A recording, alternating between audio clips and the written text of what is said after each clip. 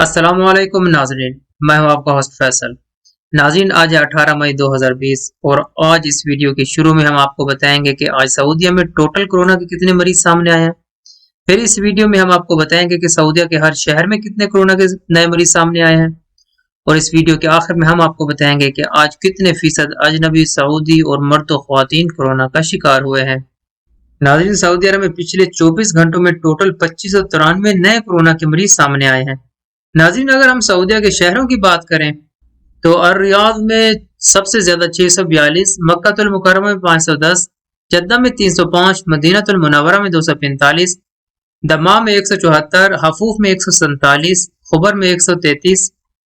Qatif میں 71، طائف میں 64، الدرعیہ میں 44، الزہران میں 34، الجبیل میں 33، حزم الجلامد میں 23، بریدہ میں 18، السہن میں 18، یمبو میں 16، بقیق میں 10، تبوک میں 9، اشرورہ میں 9، الخرج میں 9، وبا میں 8،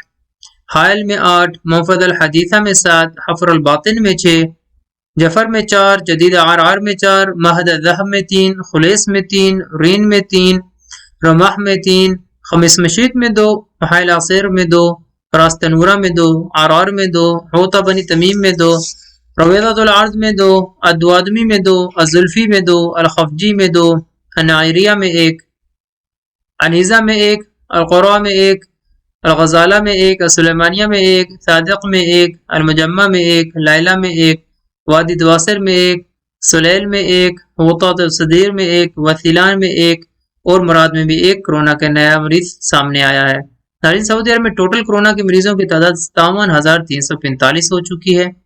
اور ٹوٹل کورونا سے صحت یاب ہونے والوں کی تعداد 28,748 ہو چکی ہے اور کورونا سے وفات پانے والوں کی تعداد 320 ہو چکی ہے۔ ناظرین، آج کی رپورٹ کے مطابق 44% سعودی، 56% اجنبی، 75% مرد، 25% خواتین، 11% بچے، 86% نوجوان اور 3% 65 سال سے اوپر والے بزرگ کورونا کا شکار ہوئے ہیں۔ ناظرین، ان حالات میں اپنا اور اپنے پیاروں کا خاص خیال رکھیں۔ اپنے ہوسٹ فیصل کو اجازت دیں۔ اللہ حافظ۔